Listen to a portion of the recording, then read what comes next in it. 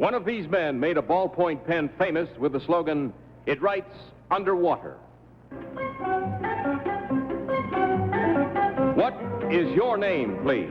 My name is Milton Reynolds. What is your name, please? My name is Milton Reynolds. What is your name, please? My name is Milton Reynolds. Two of these people are imposters. Only one is the real Milton Reynolds and is the only one sworn to tell the truth.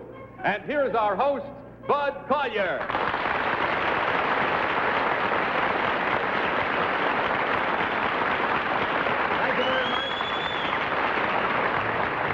Thank you. Good evening and welcome once again to Tell the Truth, brought to you this week by Arid Cream Deodorant, America's largest selling deodorant. Don't be half safe, be completely safe. Use Arid Cream Deodorant to be sure. Now may I introduce our panel. First, sitting in for vacationing Polly Bergen, Miss Jayne Meadows. Then Mr. Don Ameche. Next, Miss Kitty Carlisle. And finally, Tom Poston.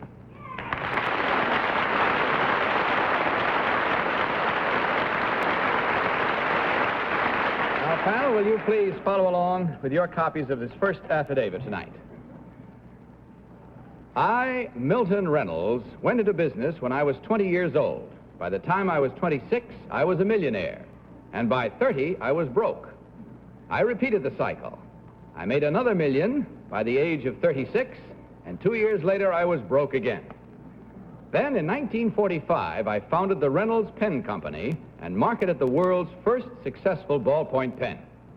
In 1947, I flew around the world with Bill Odom as pilot. We made it in just under 79 hours, a record which stood for 10 years until it was broken by U.S. Air Force jets. Incidentally, I am the man who, in reference to the Reynolds pen, created the slogan, "It writes underwater." Signed, Milton Reynolds.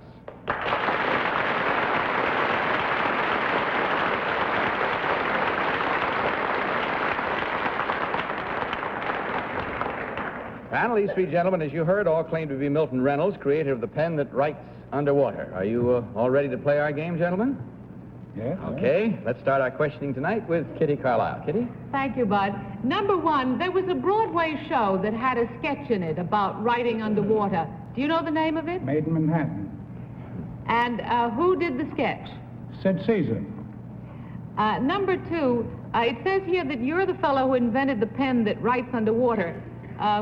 Who's the fellow that invented the paper? I think the Egyptians probably get the most credit for that. And that wrote underwater then, too, under the Nile? Probably. Number three, did you fly around the world clockwise or counterclockwise? I flew around the world by going east. East. That's clockwise. No, that's counterclockwise. I call that clockwise. Well, it depends on which way you're facing. Yeah. Also depends on your sundial. Number one, can you tell me who invented the first ballpoint pen? John Loud in 1888. John Loud? Loud. And who? Tom Poston, please. Thank you, Bud. Sorry, my dear. See, now, number one... My husband can't shut me up that effectively. He doesn't have a bell. That's right. I see it says here that you were a millionaire by 26, and by 30, what business were you in? I was in the tire business. Tire business. Then you sort of did it again. You were 36 when you made another million, and then you lost that. What business was that in? I went back in the tire business. Hard to learn, isn't it? None of you fellas look particularly waterlogged. I used to write all my letters underwater, but it's so hard to seal the envelopes. Tell me, number two, where was the headquarters of the Reynolds Pen Company in 1947? Chicago. Chicago? Jayne Meadows. Number one, if you made your first million by tires, was it? How did you happen to go broke the first time? Well, the price of rubber, the price of the crude rubber from Yes. the Amazon was growing so in abundance. It came up here by shiploads. At the start, it was $12.50 a pound, and it went down to 12.5 cents a pound. And that's how I lost my fortune. The first time. The first time. What happened the second time? Second time, I lost it in the stock market. Oh. Number 2, I've always wanted to know why it is that a ballpoint pen doesn't write on fan mail or glossy pictures. Is there some reason for that? Well, it's because the ball is supposed to revolve, and if it's a slippery surface, there's nothing to make it revolve. That's good enough Can't for get me. any traction there. Number 2, where was your plant in Chicago?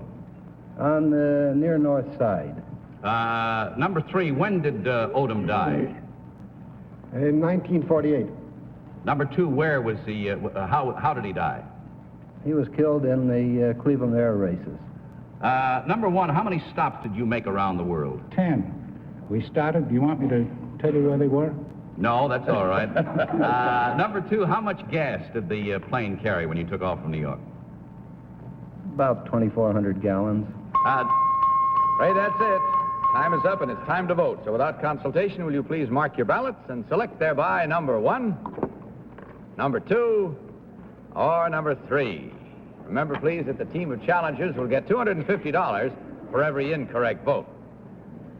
Has everybody voted? Panel? Jane, for whom did you vote? Well, I voted for number 2, not only because he knew about writing on fan mail pictures, but that last question he knew just like that. And number 1, I was watching him, and he had a kind of, how much gas was there look on his face. I'm probably wrong. What about your vote, Don? I voted for number 1 for too many reasons to mention.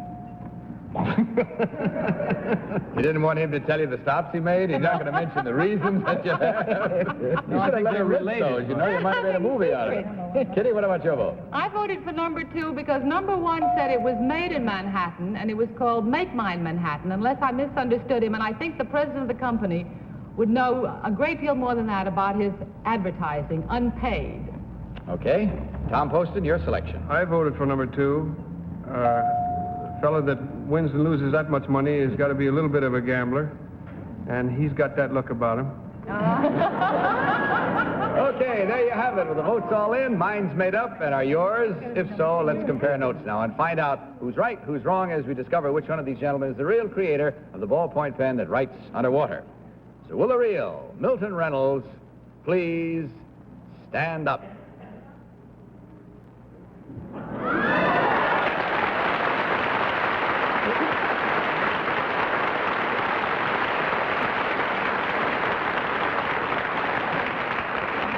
Thank you very much, sir. Number 1, would you tell us your right name and what you do, please? My name is Edward E. Lewis. I'm the vice president of Parking Marking, Incorporated, located in the Bronx, New York.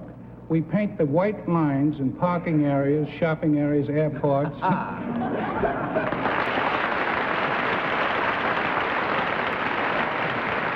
Number 3, may we have your name and your occupation? My name is Walter Kahn. I rehabilitate and reorganize manufacturing companies. Thank you, sir. Well, it was nice having you with us tonight, gentlemen. I hope you enjoyed it. In checking the score, we find there was only one incorrect vote at $250, but I hope you had enough fun to make up for anything that you might not have won on this first round. Enjoy it, and on your way out, will you please stop, and you will find that there is a year's supply of Rise lather for each of you. Good night and good luck. It was nice having you with us. Now, panel, let's meet our next team of challengers.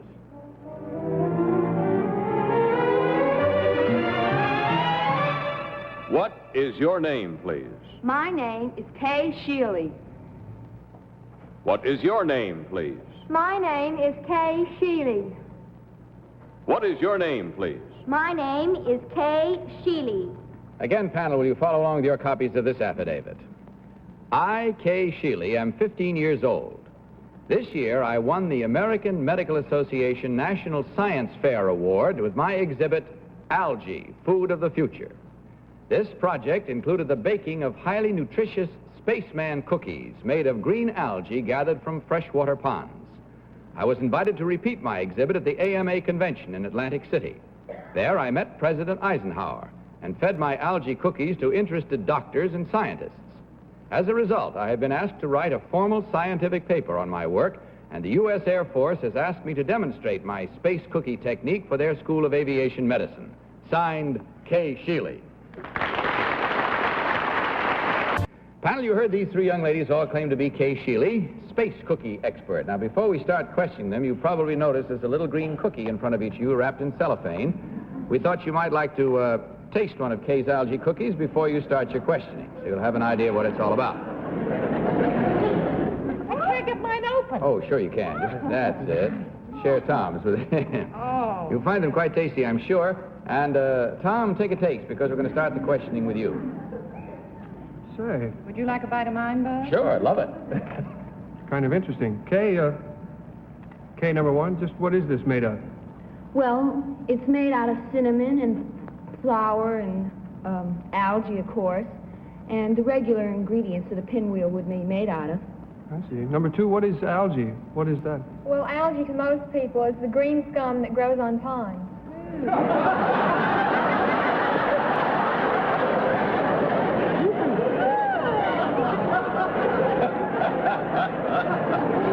I'll eat anything. Bon appetit. Number two, let me ask you, if I may. It may grow algae while it's sitting there. May I ask you, what would you say that the equivalent to pond algae is that's found in the ocean? What's the name of that? Well, a tablespoon of algae has the food value equivalent to a 1-ounce steak. What's the name of the ocean food? Do you know? Oh, I'm sorry, I thought you said the food value. The algae I used is Corella algae. I Jayne Meadows, did you taste your cookie? Number 3. Did President Eisenhower eat one of these? No, he did not. Oh, well, what's good enough for the president's good enough for me. Number 1. What is so nutritious about this scum? Well, it increased the fat value 75% and the protein 20%. 75% the fat? Yes. Yeah. Oh, well, then I will never eat it.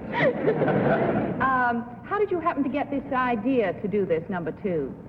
I had read quite a bit about it and then heard people talk that algae could be made into a food. And that's where I got my first idea. And number 3, how did you get it out of the water? Well, I didn't. You see, I sent away to the University of Chicago for my initial plant, and they, told me how to grow it. Oh, you grew it in your house? Well, not in my house. I grew it in a gallon jug, and I put it out in the sun. It grows very fast. They've had to move since. Don Ameche, please. But I'm sorry, for specific reasons, I must disqualify myself. Oh, no. You know the real one? All right. In that case, we apply another $250 as an incorrect vote. Thank you very much. You're a space cookie Don? man already?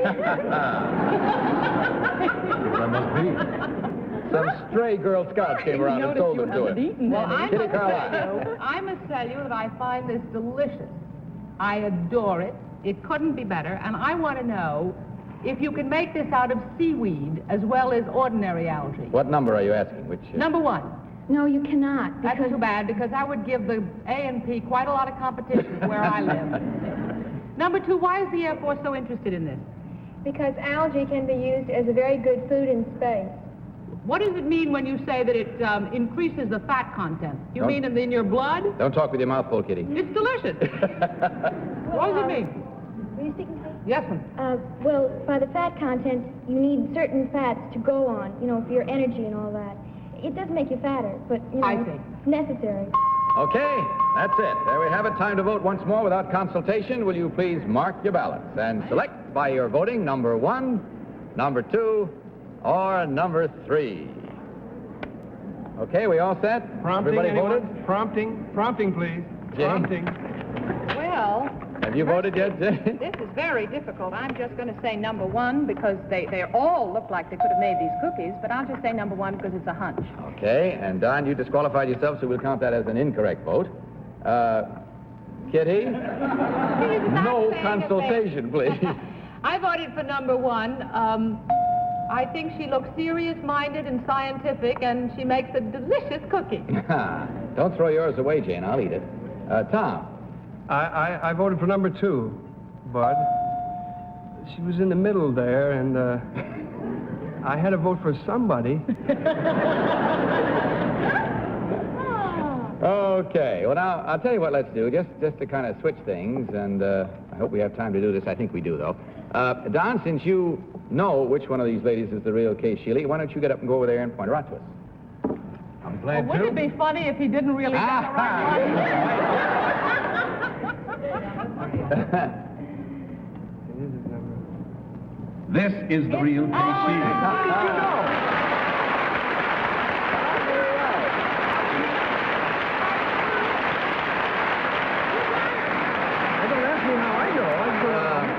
You may be seated, if you will, please, Kay. Thank you very much, Don. Some of the panelists saying, how did he know? When did you meet Kay? Oh, I never did lay eyes on Kay until I saw her on this platform here. Well, I don't understand. How did you know which one it was, then? Well, that's very simple, because this is my daughter, Barbara.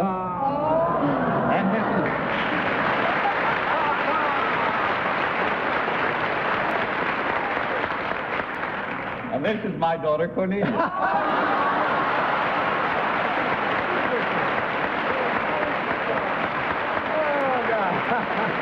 Well, you can certainly be mighty proud of those two samples of your lovely family that you brought. They were so good. Weren't they good? No, wonderful. Okay, well, checking the score, we find, let's see, with the one of Don's counted incorrect, there were 1, 2, 3 incorrect votes at $250. You look, the girls have figured it out already. They're already $750 from Married Girls. Thanks so much. Hope you enjoyed it. On your way out, you'll find a gift package of Cardi's fine products for you. Good night. Good luck. God bless you. Now, panel, let's meet our third team of challengers.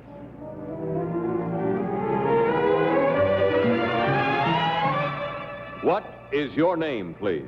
My name is Gil C. Alroy. What is your name, please?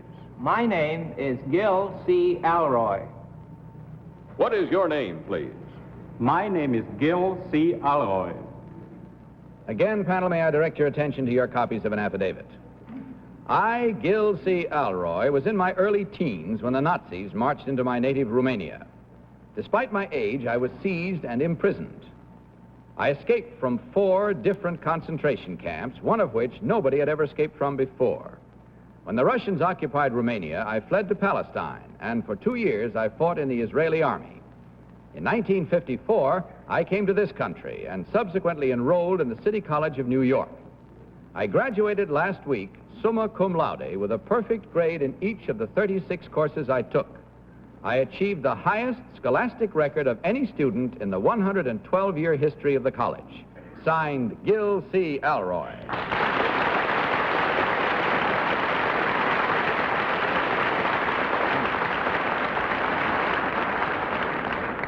This time, panel, you heard 3 gentlemen all claim to be Gil C. Alroy, recent honor graduate from CCNY. Gentlemen, you all set?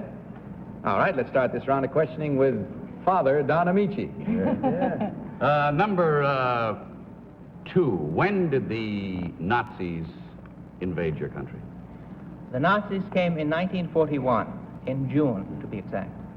Number 3, when did the Russians occupy your country? The Russians occupied a part of the country where I lived in 1940. Number 1, what camps were you in? I was in Dogau camp, Basrabiaska camp, Buzau camp, and Edins camp. Number 2, what did you minor in? In languages. Number 3, what courses did you take this past year? Economics, languages, and sociology. Kitty? Number 3, it says here that when the Russians occupied Romania, you fled to Palestine. How did you manage that? I just took the train. You took the train all the way to Palestine? It's possible. Really? Well, yeah. I thought you had to get across the Mediterranean. Well, not exactly. The Bosphorus, you mean? I see. Oh, well, that's a ferry, then. It goes from Constantinople to the Asian side. It's a ferry boat. I see. Number 1, what did you major in? My major was political science. Number 2, who's the newly appointed ambassador to Israel? That's Mr. Ogden Reed, the former publisher of the Herald Tribune. Number 3, who is the foreign minister of Israel? Eba Aben. Number 1, who is the president of Israel? Ben Tzvi is his name. Tom? Thank you, Bud. I'm in a sort of a tough spot here. I escaped from 4 colleges. Now I've got to ask a smart man a lot of dumb questions. I don't know where to start. I'll start number 2. What is the full name of the Irgun? Irguns by Laomi. Thank you. Number 1, what does the term partition refer to in connection with Israel? Oh, well, it refers to the partition of mandatory Palestine into a planned Arab and Israeli and Jewish state. Thank you. What form of government, number 3, did Romania have before the Nazi occupation? It was a monarchy. Jane? Number 1, what was the name of the camp from which nobody had escaped except you? Duaga. Duaca? Yes. Number 2, if you escaped from 4 camps, didn't they shoot at you? They did, They did? Where? in the leg. No. Well, I meant what camp, but number 3, who is Leon Uris? That's author of Exodus. Exodus. Yes. Number 2, have you read Exodus? I have not yet. I have bought the book. I but, see. I am familiar with the story I see. outside of it. Number 1, have you read the book? No. Have you, number 3? We glanced through it. Who? That's it. Time to vote once again. Will you kindly mark your ballots and select for your purposes of voting number 1, number 2, or number 3. Everybody mark? Jane's in a brown study here for one. Oh, All set? this is a tough one. Let's see. I don't have game number 3. Mark ballots without consultation. I don't have game number 3. Are you all set, Jane? I don't have a game number 3, but, oh, yes, I do. Sure Here it you is. do. Okay. I think it's number 2. Number 2.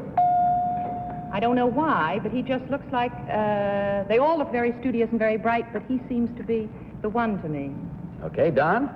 I voted for number 1. I don't have a reason. They're all so glib in their answers, Bud, but this is pure guess.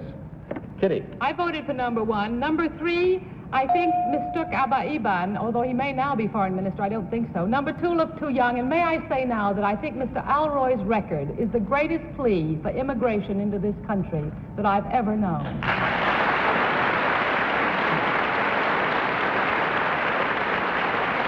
And finally, Tom Poston. I voted for number 2 because the things this fella has done looks like it would take 2 people at least to do. But I think it was number 2. Fine-looking gentlemen, all of them. All right, there we have it now. And if you're playing at home, check up on your score and see how well you do as compared to our good panel. We'll find out right now which of these 3 gentlemen is the real recent honor graduate from CCNY. Will the real Gil C. Alroy please stand up?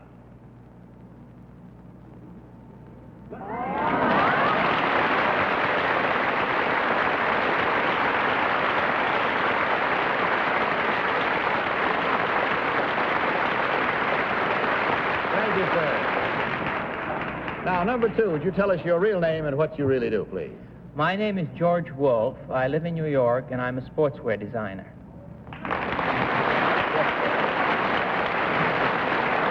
And number 3, same questions to you. I am Fred Marston. I'm economist for the Port of New York Authority. Thank you, sir. Mr. Alroy, I think it might be of interest to all of us. What are your plans now that you've graduated? Well, in the fall, I'm going to Princeton University, and now I'm looking for a summer job. You mean a man who speaks, how many 9 languages you speak? Yes. And you got 36 A's, and you can't find a summer job? Well, this is one F in which I never made it. Well, maybe some of our viewers will have some suggestions. They might well, for a man of this great value. Gentlemen, thank you so much for being with us. Let's check on the score for your benefit and tell you that there were 2 incorrect votes at $250 each for a total of $500 from Arid. And on your way out, you will find that there is a year's supply of Rise Instant Lather for each of you. Good night, good luck, God bless you.